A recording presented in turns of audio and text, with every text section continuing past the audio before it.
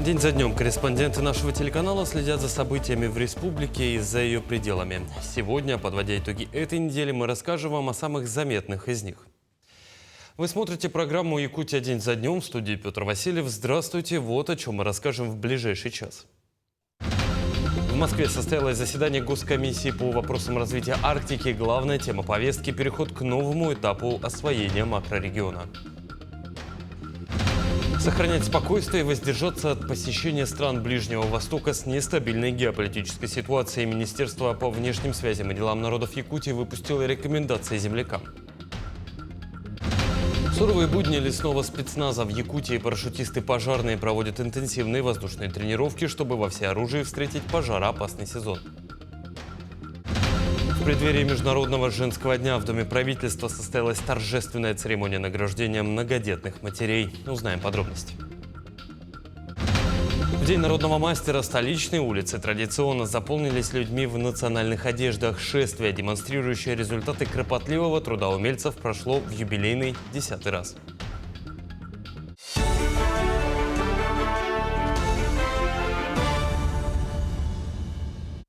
В Москве состоялось заседание Госкомиссии по вопросам развития Арктики. Главная тема повестки – переход к новому этапу освоения макрорегиона через создание комплексного проекта по развитию Арктики трансарктического транспортного коридора. Проект объединит усилия государства, госкорпораций и бизнеса и станет основным инструментом реализации стратегии развития арктической зоны до 50 года. Он охватит все ключевые направления от нацбезопасности, добычи и переработки полезных ископаемых до формирования связанной транспортной системы, которая объединит морской коридор с железной дорогой, речными путями и транспортными узлами. В настоящее время мероприятия комплексного проекта еще формируются, его обсуждение планируется до конца апреля этого года. В Якутии, наша республика Саха-Якутия, уже давно в этом плане ведутся тоже стратегического плана работы. И они не только рассматриваются, но уже практически сегодня идет огромная работа перспективная. Это вот начиная с Тикси, об этом сегодня был разговор, как раз это строительство морского порта Найба, вот, сегодня докладывали, и строительство атомной электростанции малой мощности, это Ускуйге. Ну и в целом вот развитие таких крупных месторождений. Даны поручения всем ответственным федеральным органам исполнительной власти. ФАИВы должны проанализировать состояние дел в сфере своей компетенции, выработать предложения по развитию Арктики и трансарктического транспортного коридора. На базе этих предложений мы будем готовить план реализации стратегии. Председатели общественного движения «Якутия с тобой» Анна Ефимова и волонтеры Дарья Павлова вернулись с командировки в ДНР. Перед выездом в общественном штабе волонтеры приготовили для бойцов еду. Пожарили пирожки, рыбу, оладьи из карася, пакетированную уху, мясо жеребятины. Также сшили спальные мешки, одеяла, флаг Якутии, символ СВО – чебурашку. В общей сложности волонтеры вручили землякам-защитникам более 500 килограмм гуманитарной помощи. Работали в опорном пункте, помогли при формировании гуманитарных наборов и сверили адреса назначения посылок. Общественное движение «Тепло-Рук» продолжает свою работу по снабжению бойцов специальной военной операции необходимой экипировкой. Одним из востребованных изделий стали специальные мешочки для складки одежды, которые помогают военнослужащим удобно хранить личные вещи. На сегодня такими мешочками обеспечены уже более 6 тысяч бойцов. Ежемесячно мастерицы шьют свыше 200 новых изделий. Движение работает с 2022 года и объединяет 22 мастерицы, которые на добровольных началах в свободное от основной работы время ежедневно шьют одежду, маскировочные сети и предметы первой необходимости для участников спецоперации. В общем-то, когда в 2022 году мы начали все это швейное дело, сразу у меня возникла идея именно, во что-то нужно ложить вещи, шитые нами. Вот я подумала наподобие сидорки, которые были со времен Великой Отечественной войны. В общем-то, все старое, давно забытое старое, это все-таки до сих пор все-таки от наших предков, от наших дедов все-таки передается по наследству. Сохранять спокойствие и воздержаться от посещения стран Ближнего Востока с нестабильной геополитической ситуацией. Министерство по внешним связям и делам народов Якутии выпустило рекомендации для земляков. Подробности в сюжете далее. В выходные мир потрясла новость о нападении США и Израиля на Иран. В свою очередь, мусульманское государство нанесло ответные удары. Под ракетную атаку попали Объединенные Арабские Эмираты. В настоящее время в стране находится около 100 тысяч россиян, как туристов, так и проживающих в ОАЭ. Мы не останавливали нашу нормальную жизнь вообще, никуда не переезжали, сидели просто дома, стараясь в момент, когда приходит эта сигнализация, находиться в закрытых местах, так как государство тоже нас уведомляло, что нужно находиться подальше от окон. Мы заходили в ванную, потом, когда все успокаивалось, выходили и жили нормальной жизнью. Плюс все это время у меня соседи купались в бассейне, люди купались на пляже. Некогда безопасные и любимые россиянам курорты Ближнего Востока стали местом опасности. Туроператоры советуют не рисковать и предлагают выезжать в страны Юго-Восточной Азии, а именно в Китай, Таиланд, Вьетнам. По информации ГАВС Якутии, их туристов нет в странах военного конфликта. Что касается нашего агентства, на данный момент у нас нет туристов в данных странах, то есть, скажем так, нас немножко пронесло, но у нас есть туры, но на конец марта. Те туристы, у которых туры на ближайшие даты, туроператоры, они аннулируют с полным возвратом денежных средств, либо можно переориентироваться на какое-то другое направление. Туры, которые глубиной подальше, это где-то середина, конец марта, там еще аннуляции по условиям туроператора. То есть это, оплатив фактически понесенные расходы, турист может по своему желанию аннулировать свою поездку. По сообщению Министерства по внешним связям и делам народов Якутии, в настоящее время большинство вылетов из аэропортов Дубая и Шарджи авиакомпаний Emirates и Fly-Dubai отменены. Действительно, ситуация в этом регионе, и в мире сейчас очень нестабильна. И Объединенные Арабские Эмираты, которые традиционно считаются одной из самых безопасных стран в мире, однако в настоящее время текущая обстановка в регионе, конечно, требует повышенного внимания. По нашей информации, в ряде стран и регионов, в том числе и в тех же Объединенных Арабских Эмиратах, авиасообщение с Российской Федерацией частично возобновлено, но, однако, выполняется в крайне ограниченном объеме. Количество рейсов сейчас минимально. Мы предполагаем, что будут и изменения в расписаниях, и задержки, и дальнейшие отмены. Эвакуация россиян проводится отечественными авиаперевозчиками. Причем вывозится отечественников в перерывах между операциями «Ковер». Ночью нас разбудили, соответственно, сказали собираться, отвезли в аэропорт. В аэропорту людей дозированно привозят, не так много, то есть прямо работа слаженная. Быстро прошли регистрацию. Сказали, что рейсов нет. Но мы же сами из новостей видели, что рейсов нет. Когда первый самолет полетел из Абу-Даби, мы выдохнули. Люди без паники, никаких дефицитов продуктов или еще чего-то вообще не было. Что делать якутянам, находящимся в ОАЭ, Катаре, Бахрейне, Израиле? Сохранять спокойствие, соблюдать меры предосторожности, внимательно следить за официальной информацией, воздерживаться от посещения мест массового скопления людей, следить за изменениями в расписании рейсов, уезжать в аэропорт только после получения подтверждения времени вылета напрямую от своей авиакомпании, воздержаться от выезда в страны, находящиеся в зоне военного конфликта, до стабилизации ситуации. Для удобства якутян создана круглосуточная горячая линия по номеру 8 914 109 83 12. Связаться с Министерством по внешним связям Якутии можно через приложение МАКС и по электронной почте. В настоящее время за помощью ведомства обратился один человек. Россияне могут сообщить о возникшей проблеме, позвонив на горячую линию МИД России 8 495 695 45 45 или на горячую линию Ростуризма 8 800 234 11. Вероника Таюрская, Виктор Дичковский, Якутск. Первый заместитель председателя правительства Якутии Дмитрий Садовников провел совещание, посвященное строительству социально значимых объектов в республике. Особое внимание уделили объектам здравоохранения, работы по которым завершаются в селе Намцы и в Нерюнгре. По Поднималась также и тема ввода новых врачебных амбулаторий. Ареал строительства таких объектов планируется распространить на западные, заречные и северо-восточные районы Якутии. По словам вице-премьера, на данные цели было выделено 623 миллиона рублей. Несмотря на положительную динамику, не во всех населенных пунктах строительство идет гладко. Что касается Майи и Нюрбы, здесь объекты, которые строили предприятия Адгезия и Селим, сегодня, к сожалению, объекты не выработали тот аванс, который были переданы со стороны заказчика. При этом подрядчики обязуются, что ход строительства не будут останавливать и будут продолжать работать. При этом заказчику дано поручение, чтобы если конкретных каких-то телодвижений больших не будет, то будем расторгаться и будем переобъявляться и, конечно, двигаться к тому, чтобы эти объекты были завершены до конца года. Якутия продолжает пополнять парк медицинского оборудования. В рамках нацпроекта «Семья» перинатальный центр Республиканской больницы номер 1 обновил аппаратуру сразу в 3 отделениях. Во всех подразделениях появились новые УЗИ-аппараты и кровати, заменили операционные светильники и неонатальные столы. В реанимации для новорожденных обновили кувезы, аппараты ИВЛ и другое.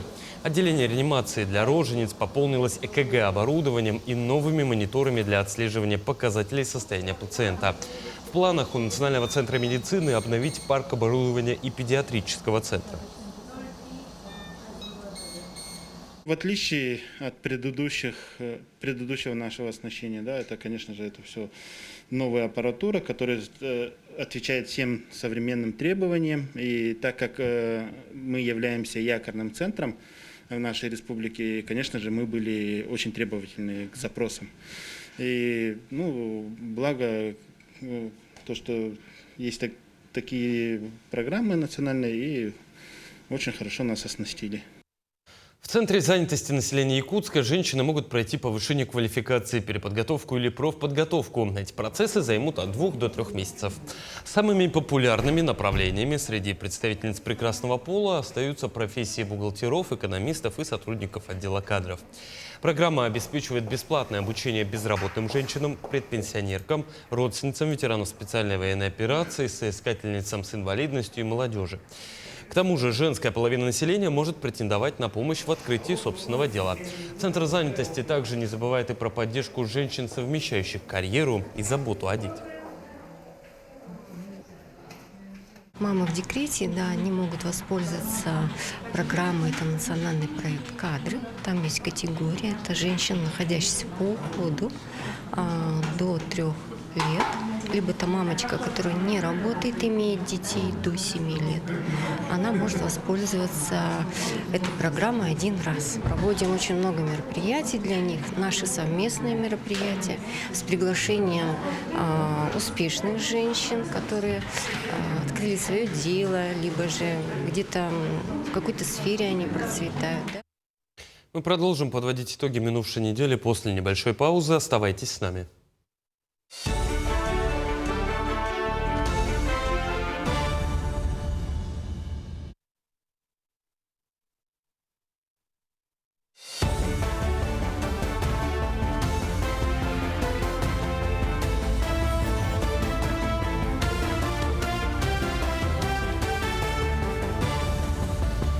Вы смотрите программу «Якутия. День за днем». Мы продолжаем. Более 28 тысяч вопросов на темы, которые волнуют каждого. В Якутске завершили серию отчетов правительства встречи с горожанами в ДК Гагарина. В течение месяца члены Кабмина работали на местах в районах республики, в райцентрах и в самых отдаленных селах и на слегах. Отчитались о том, что сделано в 25-м, и о том, что предстоит сделать на ближайший период. Среди самых актуальных вопросов – ЖКХ, система поддержки материнства и детства, формирование городской среды и экологическое благополучие. Хочу сказать, что тоже большое количество самых разных вопросов. Звучала и конструктивная критика, звучали и пожелания. На самом деле это тоже очень важный диалог. Люди должны понимать нашу работу, они должны понимать планы, что мы видим сегодня и какие у нас ожидания через 3, через 5 лет. Каким образом наша сегодняшняя работа обеспечит наши доходы и повышение качества жизни в такой уже среднесрочной и долгосрочной перспективе. Между тем, в столице состоялось очередное заседание комиссии по чрезвычайным ситуациям с участием первого зампреда правительства Республики Дмитрия Садовникова. Одной из главных повесток совещания стало обсуждение проблем, связанных с большим скоплением снега и толщиной ледового покрова. Кроме того, поднималась и тема подготовки к предстоящему сезону паводков в этом году. По данному вопросу будут проводиться учения в ближайших и выборочных северных районах. По словам вице-премьера, тревогу вызывают абсолютно все реки, от небольших до крупных, однако традиционно под особое внимание попадают Колыма, Индигирка и Лена. Также заслушали по состоянию гидротехнических сооружений Министерства экологии и природопользования лесного хозяйства. Конечно, не все, как говорится, идеально, при этом все вопросы обстоят, понятно, из финансово-экономических, как говорится, явлений. Нехватка средств дает о себе знать, но это абсолютно не освобождает нас от ответственности. Мы эти моменты следим, конечно, ставим вопросы перед финансовым блоком правительства для того, чтобы некоторые острые углы снимать накануне. Но между тем парашютисты пожарные начали проводить интенсивные воздушные тренировки, чтобы во всеоружии встретить пожароопасный сезон. Условия максимально приближены к боевым. Каждый боец должен совершить по 12 прыжков с самолета Ан-2. О том, как проходит подготовка небесных десантников и сложно ли побороть страх высоты, узнавала Дарья Короленкова.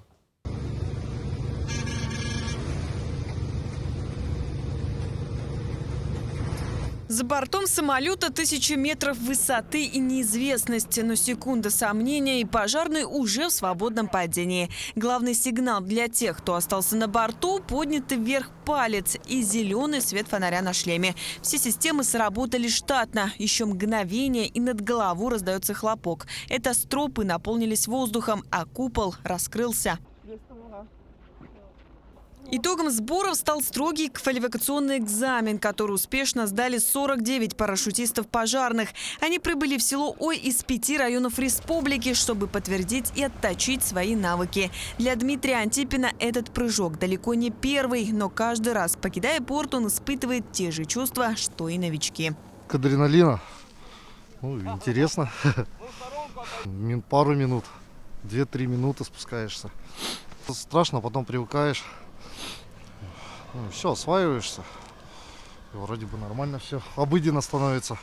Секрет успеха в железной дисциплине и постоянной практике. Эти пожарные приезжают на сборы уже не первый год. И, как признаются опытные огнеборцы, чувство страха не пропадает никогда. Просто учишься его контролировать. Страхи легко было побороть. Первый прыжок, конечно, страшно было. Но вот второй и третий вот самые страшные, эмоциональные более. Когда понимаешь, вот, что тебя ждет вот во время этого прыжка. Парашюта самое главное — это коллапсация, вытянуть. Это вот, собственно, вот, когда вот основной парашют укладываешь вот в ранец, и там идет вот коллапсирующий к стабилизирующему. Сегодня площадка приземления – ровное поле на аэродроме. Отметка в виде креста видна с неба за километры. Задача ювелирная – попасть в круг радиусом 50 метров. Вот эти 5 человек, значит, еще подъем делал 5-й. Принято, да. Они должны вот попасть в крест вот в радиусе 50 метров. Вот сегодняшнее вот у нас идет это. Так, по упражнениям прыгают ребята. Кстати, может казаться, что самое сложное – решиться на прыжок. Но сами парашютисты знают, главная работа начинается задолго до взлета, когда каждый сантиметр строп и купола проверяют на земле. Если неправильно закрутить или взять лишнее полотнище, купол не раскроется. Их, в общем, делится 4, 5, 9, 8, получается. 9 он берет воздух и раскрывает, раскручивает кромки. В региональной авиалесохране отмечают, подготовка к сезону стартовала еще в феврале. И к апрелю, когда сойдет снег, личный состав должен быть в полной готовности к работе в труднодоступных местах. Слаженная работа в небе и на земле позади. Теперь главная задача для якутского лесного спецназа – сохранить этот настрой и профессионализм до начала пожароопасного сезона. Дарья Короленкова, Семен Семенов, Хангаласский район. Названы сроки закрытия ледовых переправ на трассах Вилюй и Колыма. С 1 апреля грузоподъемность ледовых переправ на этих дорогах начнет поэтапно снижаться. Итак, с 1 апреля снижение до 30 тонн, с 8 до 20, с 15 все ледовые переправы подлежат закрытию. Проезд по ним будет запрещен для всех видов транспорта. Сроки при этом могут быть скорректированы, исходя из погодных условий и фактического состояния ледовых переправ. Между тем, в Ленске подрядные организации приступили к расчистке центральных улиц от снега, впервые в текущем году выведя технику на уборку дорожного полотна. Из-за длительного отсутствия дорожных работ на проезжей части успели образоваться высокие ледяные бугры и снежные навалы, а тротуары стали практически невидимы для пешеходов. Подробности у наших коллег. Весна идет, весне дорогу. Наконец-то ленчане могут вздохнуть с облегчением. Теперь передвигаться по городу можно, не опасаясь за свое здоровье. Третий день ведется расчистка улиц. Сегодня техника работает на улице Дзержинского. Все центральные улицы города уже приведены в нормативное состояние. А буквально неделю назад дороги выглядели совсем иначе. Такого не было давно. 2 месяца снегоуборочная техника не выходила на расчистку дорог совсем. Жители приспосабливались к условиям кто как мог. Владельцы небольших автомобилей, многие и вовсе отказались от передвижения. Не просто было и внедорожникам, которые то и дело выбивало из наезженной полуметровой колеи. Слов нету. Это разве дороги, это трасса для бобслея. Потому что в случае чего машины разъехаться не могут. А куда смотрят власти, не знаю. Ждут, наверное, какую-то аварию, пока джип не запится кузов. Как-то всегда раньше находили средства, закладывали. Сейчас почему, я не знаю, что поменялось. Ленчане, гадая, в чем причина такого коллапса, продолжали преодолевать искусственно созданные препятствия. Что-то в этом году не очень чистят дороги. Уже вот 2-3 месяца как нечищенные. Появилась яйцеобразная посередине полоса такая, которую пересечь на низкой машине очень тяжело. Цепляем порогами, глушителем. Ну как-то так. Заезды даже во дворы, вот это большие высокие борта, которые не позволяют напрямую заехать, приходится по диагонали заезжать, бамперами цепляем, ломаем, мешаем другим участникам движения, потому что напрямую сразу не заедешь, как полагается, приходится маневрировать. А причина одна – нехватка средств. 3 раза власти города объявляли аукцион на расчистку дорог, но так никто на него и не вышел. Слишком низкая стоимость услуг, посчитали подрядчики. Но исходя из сложившейся ситуации, этот вопрос требовал немедленного решения. И оно нашлось. На сегодня у нас 10 миллионов, и вступили мы в диалог, конечно, на эту сумму у нас получится только зачистить центр города. Подрядчик пошел навстречу, выйдет, хотя, конечно, сумма не та, которая в прошлом году в месяц, но тем не менее хотя бы центр города, большинство улиц без частного сектора, подрядчик согласился выйти на аукцион. Подрядчик вышел на расчистку дорог раньше обговариваемого срока. Техника работает и днем, и ночью. 10 миллионов хватает только на одну очистку города от снега. Далее содействие пообещала оказать районная администрация, выделив дополнительные средства из казны района. Работы на март и апрель город направит нам смету, по которому то есть будут проведены определенные работы, то есть и, соответственно, часть работ будет выполнена, в том числе и за счет средств района, то есть минимальный объем, минимум 10 миллионов. Зима является одной из самых любимых пор года как и для детей, так и для взрослых. Но в этот сезон прибавляются хлопоты. Такой белый и пушистый снег, который приносит многим радость и счастье, часто становится источником проблем. Уборка и вывоз снега становятся ежегодной и очень серьезной задачей для коммунальных служб и бюджетов муниципалитетов. Светлана Болеева, Виталий Андреев, Ленск. В Якутии в рамках нацпроекта «Инфраструктура для жизни» уже более 20 тысяч автомобилей переведены на газомоторное топливо. В прошлом году на метан перешли еще 904 единицы транспорта, а республика впервые вошла в топ-20 регионов страны по уровню развития этого рынка. Переход на газ позволяет значительно экономить. По словам министра промышленности, затраты на топливо снижаются в 2-3 раза. Только использование 174 газовых автобусов в Якутске с 2023 года сэкономило 413 миллионов рублей и сократило вредные выбросы в атмосферу на 20 тысяч тонн. Март обозначил не только приход календарной весны, но и изменения в законодательстве. С 1 числа в стране вступили в силу новые правила и оплаты ЖКУ. Какие именно, узнаем далее. Рассчитаться за услуги ЖКХ теперь можно будет до 15 числа следующего месяца после расчетного. Дата направления квитанций тоже сдвинулась с 1 на 5 число. Вопреки мифам, распространяющимся в социальных сетях, пени по-прежнему будут начисляться только после 30-го дня просрочки. Например, с 1 по 30 день просрочки пени не начисляются. Если вы не оплатили за жилищно-коммунальные услуги за февраль месяц, в период с 16 марта по 15 апреля пени не начисляются. Но с 16 апреля начнется их расчет за каждый день просрочки по ставке и рефинансирования 1/300 ставка банка. Тема ЖКХ для якутян в последние годы стоит остро. Но своего пика она достигла в конце прошлого года, когда жителям Сунтарского и Нюрбинского района пришли ошеломительные счета за электроотопление. В отдельных случаях квитанции доходили чуть ли не до 100 тысяч рублей. Льготный тариф он у нас рубль 52. Это льготный тариф первого диапазона.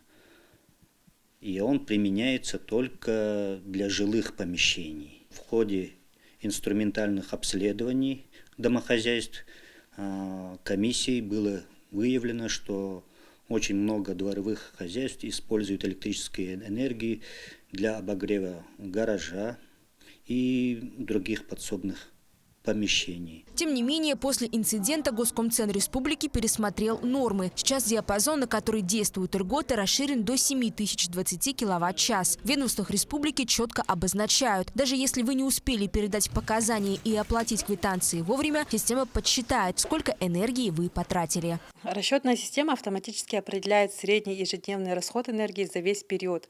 Общий объем потребления электроэнергии делится на количество дней периода.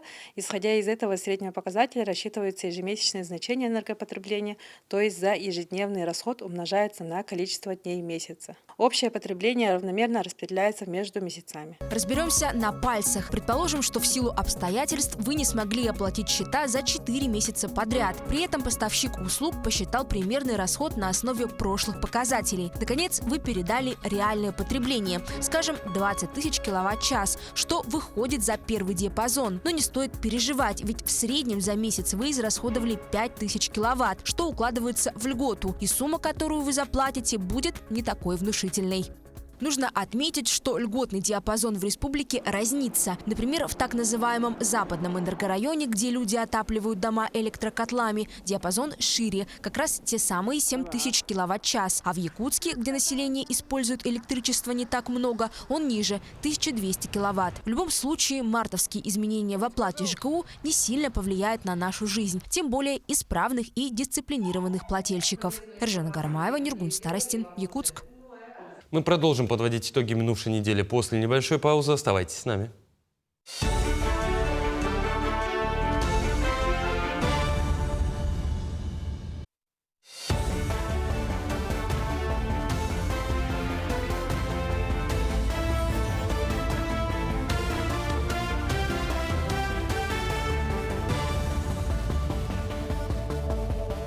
Это итоги недели. Мы продолжаем. Широкий круг вопросов, связанных с реализацией республиканского закона об охоте и сохранении охотничьих ресурсов, обсудили в Ил-Тумен. Участники совещания затронули темы от эффективности борьбы с браконьерством и страхования жизни инспекторов до организации охоты на особо охраняемых природных территориях и ведения реестра недобросовестных охотопользователей. Одной из наиболее острых тем стало регулирование численности крупных хищников. Проблемы связаны с регулированием хищных животных, с новыми чужеродными инвазивными видами, которые могут нанести ущерб нашим природным не только охотничьим ресурсам, но и всем экосистемам нашей республики. Это те же бакланы, та же американская норка, которая климатизирована, та же андатора, которая американская, к которой мы к ней привыкли уже. Но, как видите, сейчас на нее охота упала, все это, и она бесконтрольно размножается. Из-за этого у нас как раз уменьшается продуктивность сенокосных угодий, снижается численность карасей. На юго-востоке Китая, на берегах самого крупного пресноводного озера страны, Поянху, местные жители и зимующие здесь терхи долгое время враждовали из-за посадок риса и лотоса. Но теперь гармонично существуют, а само место стало меккой для любителей птиц со всего Китая и из-за рубежа. Подробности у наших коллег.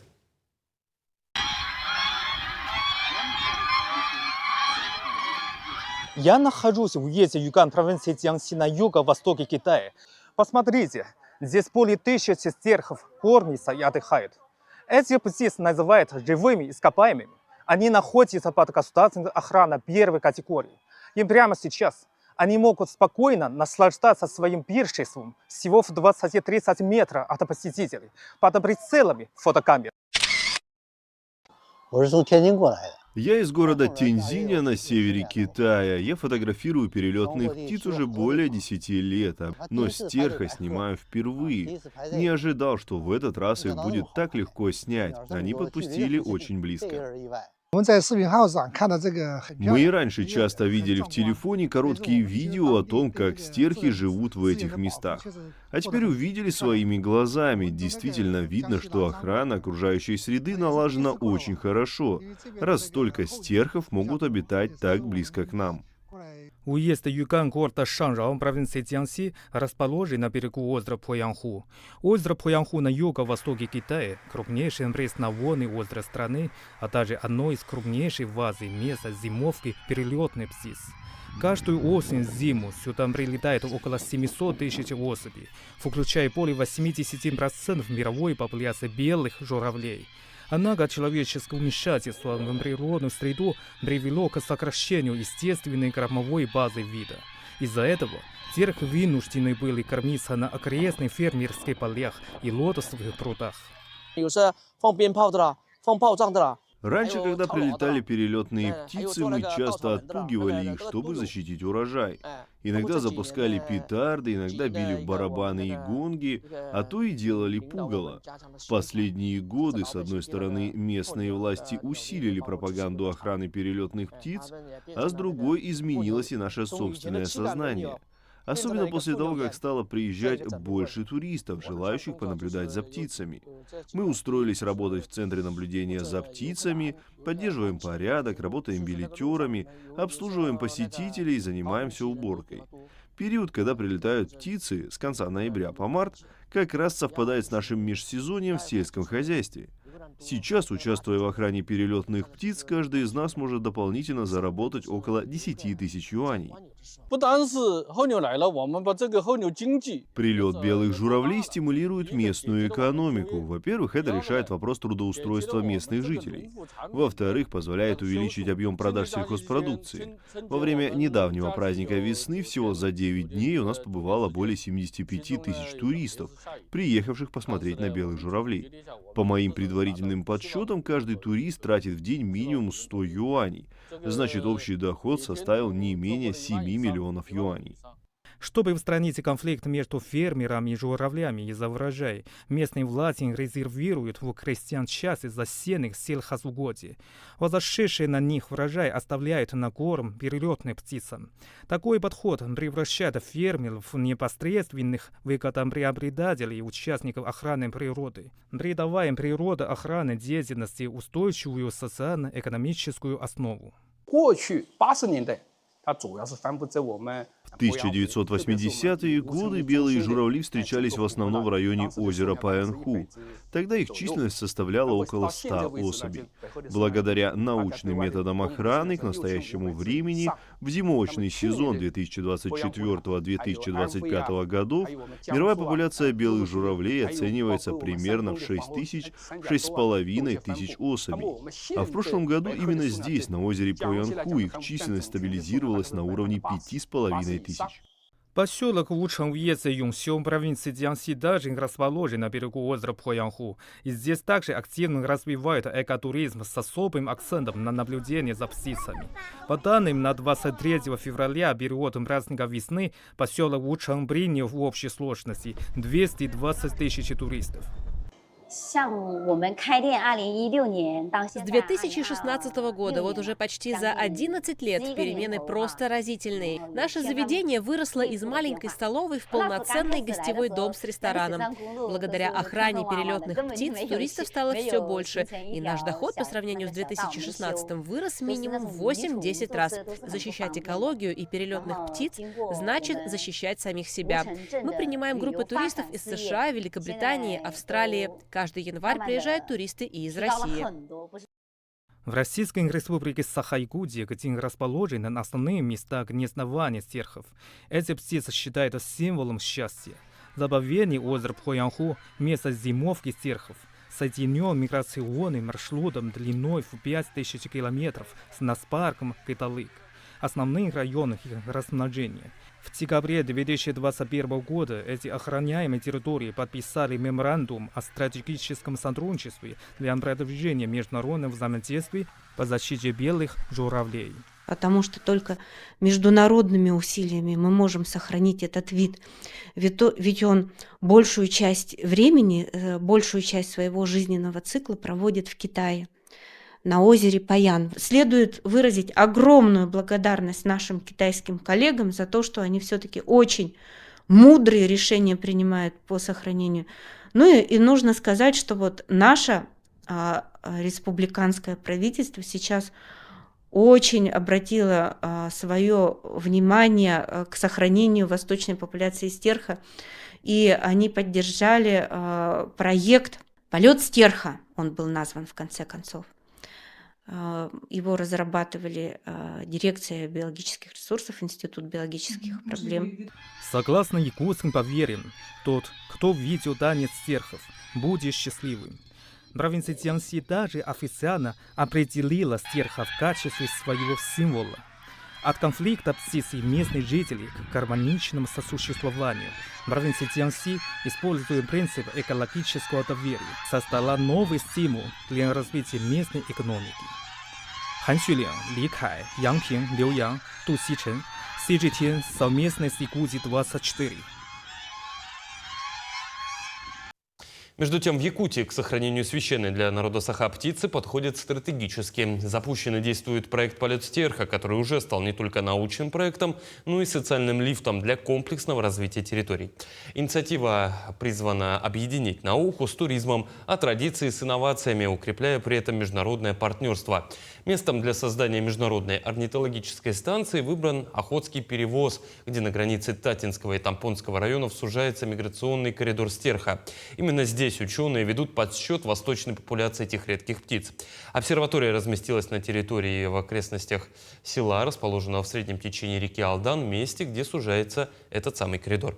Здесь прилетает свыше 90% восточной популяции птицы, направляющейся на зимовку в Китай.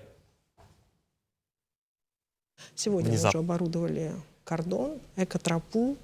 И я была очень поражена, потому что мы только открыли экотропу, ну, как говорится, разрезали ленточку очень далеко в Охотском перевозе, и вдруг на тропе появляются люди.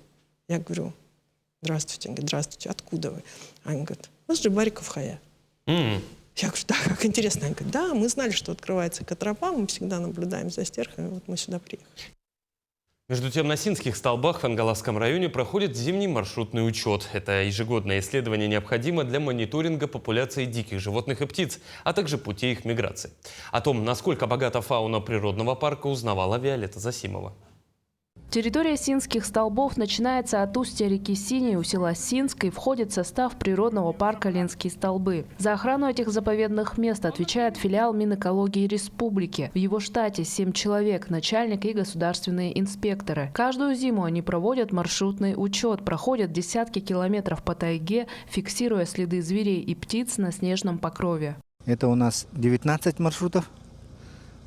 Продолжительностью по 10 километров, это всего 190, но мы проводим 200 километров в общем количестве. Во время таких таежных экспедиций инспекторам нередко удается обнаружить следы скрытных и редких обитателей парка – рыси, росомахи или кабарги. Здесь проходила кабарга, она спустилась из леса. По свежести следа видно, что это было сегодня ночью. Опытному глазу следы на снегу могут рассказать целые истории из жизни дикой природы, порой с драматичным финалом, но таковы суровые таежные законы. Лисица догнала горностая, и вот по этим следам видно, как она ее обратно в зубах несла. На сегодня инспекторы преодолели уже более 150 километров учетных маршрутов и готовы поделиться первыми промежуточными результатами мониторинга. Крупные копытные животные, например, лось, изюбр, стало нынче, как будто их больше. по моим наблюдениям. Следов больше. А боровая дичь, например, глухарь, тетерев, рябчик, их уменьшилось. Это, наверное, из-за того, что в прошлом году не выросли ягоды, как из-за этого кормовая база пропала у них, они улетели. Для крупных копытных, лосей и зюбрей территория Синских столбов традиционно служит своеобразным родильным домом. Чтобы их поддержать в период зимней бескормицы, параллельно с учетом инспекторы обустраивают подкормочные площадки, выкладывают сено, веточный корм и минеральную соль. На территории парка у нас обустроено 8 подкормочных площадок. Кроме данных площадок обустроенных, мы также выкладываем сено там, где большая проходимость животных. Помимо природоохранных задач, нынче госинспекторы также контролируют доставку стройматериалов для новой смотровой площадки. Она станет ключевым объектом будущей экологической тропы «Поющие скалы». Строительство стартует этим летом. Напомним, проект обустройства маршрута стал победителем всероссийского конкурса в рамках национального проекта «Туризм и индустрия гостеприимства». Виолетта Засимова, Хангаласский улус. Мы продолжим подводить итоги минувшей недели после небольшой паузы. Оставайтесь с нами.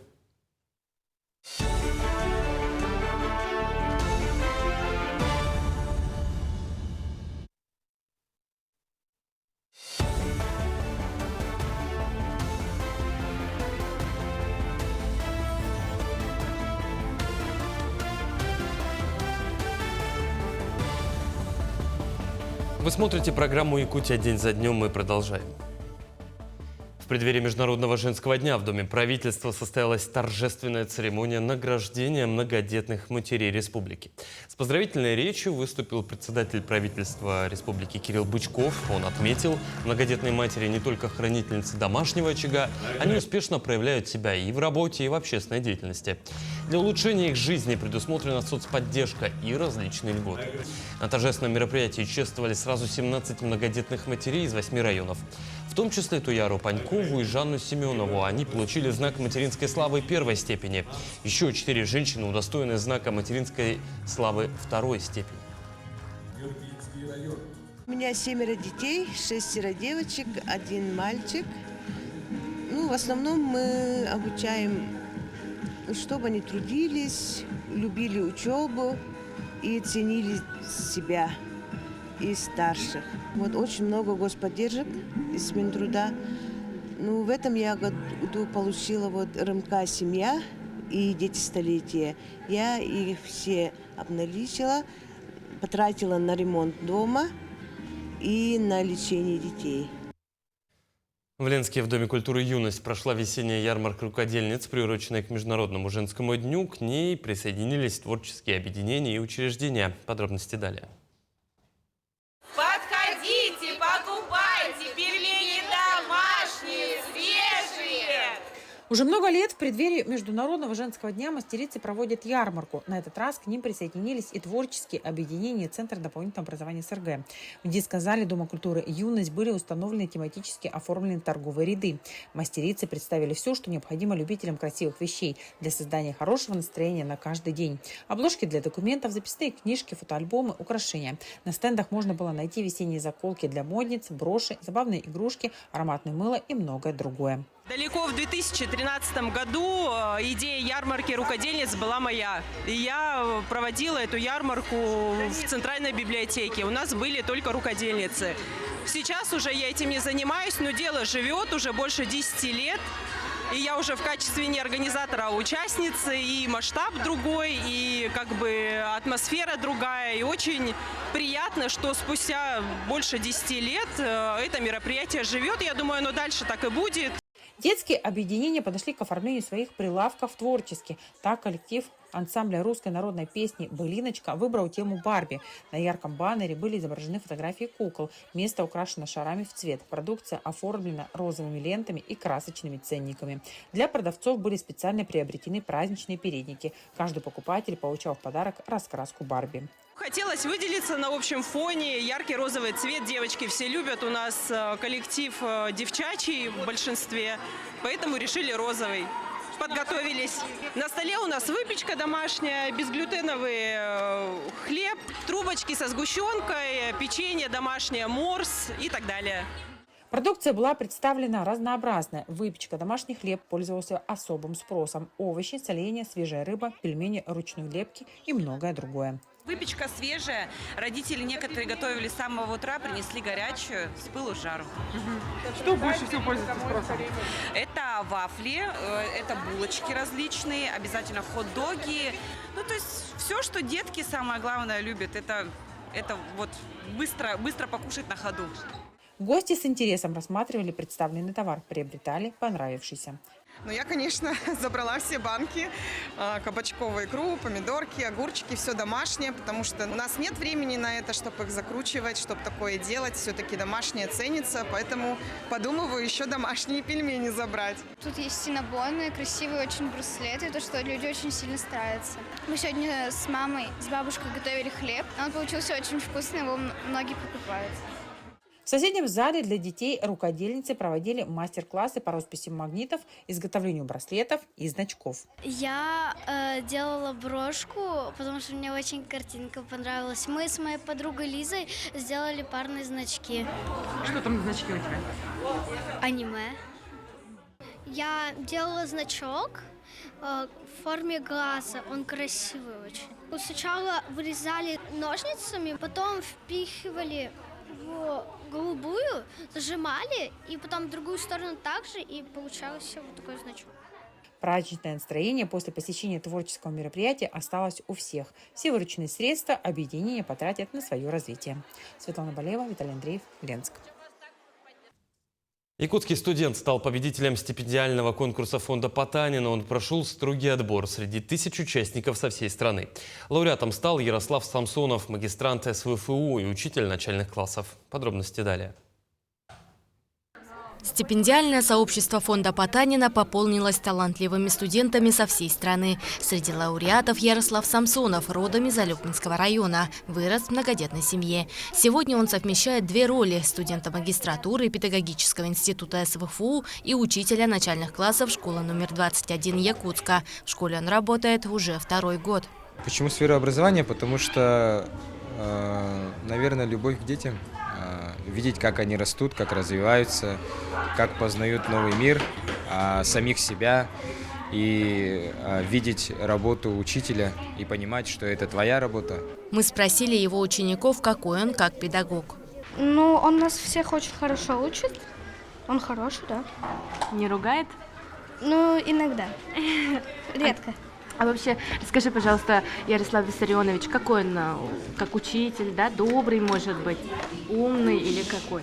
Добрый, умный, он много интересного рассказывает, на уроках очень интересно сидеть. Принять участие в конкурсе ему посоветовали преподаватели пединститута. Ярослав прошел 2 этапа – написание эссе и презентация своих идей. Победа принесла ему именную стипендию фонда Потанина – 30 000 рублей ежемесячно до окончания магистратуры. Сейчас он учится на 1-м курсе по направлению менеджмент в профессиональном образовании. Я очень рад стать победителем. Для меня это огромная, наверное, как можно сказать, честь представить свой институт. В дальнейшем планирую также развиваться, участвовать в профессиональных конкурсах, представлять уже, может быть, на всероссийских конкурсах тоже какого-нибудь педагогического мастерства, представлять уже республику. Коллеги отмечают его ответственность и готовность помогать во всех школьных проектах. Очень активный, любознательный.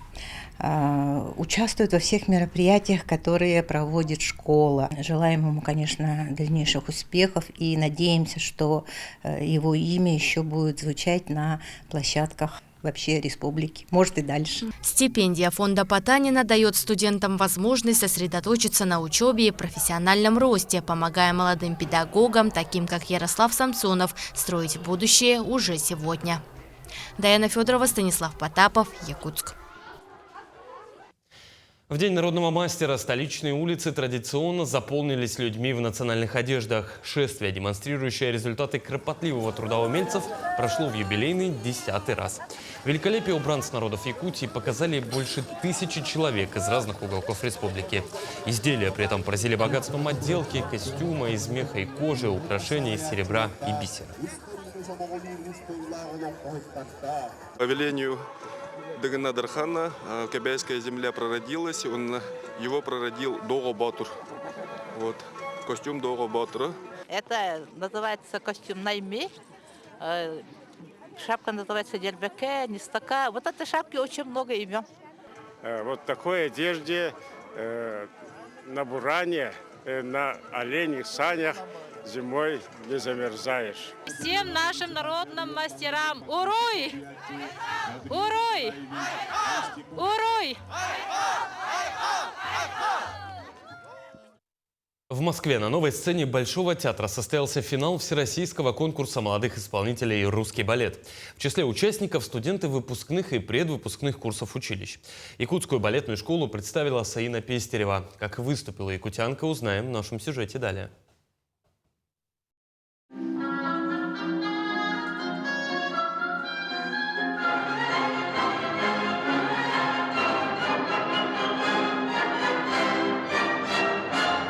Изящные плие, батманы, прыжки и головокружительные пируэты.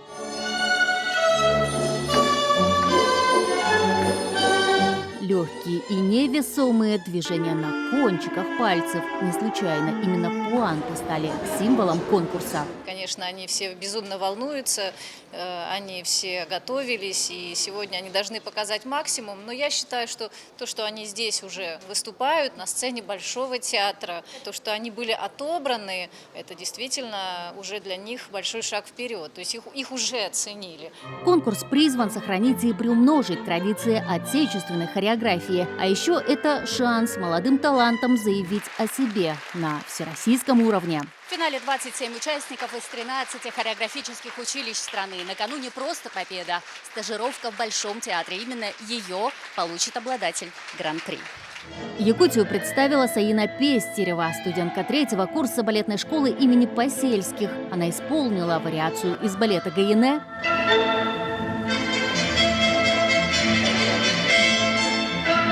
и концертный номер 2 «Голубя». Он требует особого уровня мастерства.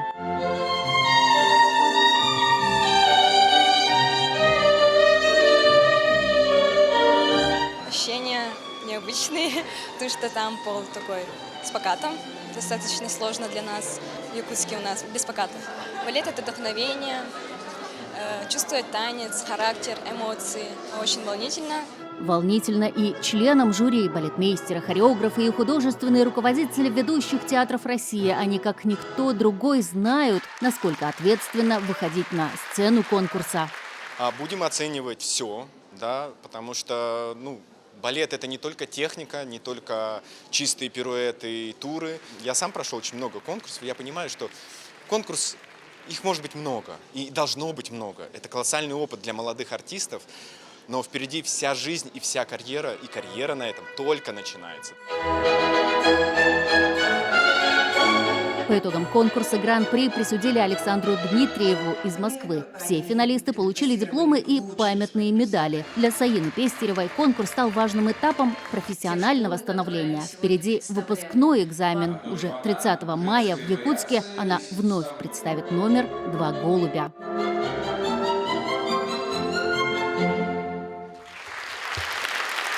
Айсена Бурнашова, Виктор Олесов, Москва. Такой была минувшая неделя глазами наших корреспондентов. Ну а я с вами прощаюсь. До встречи.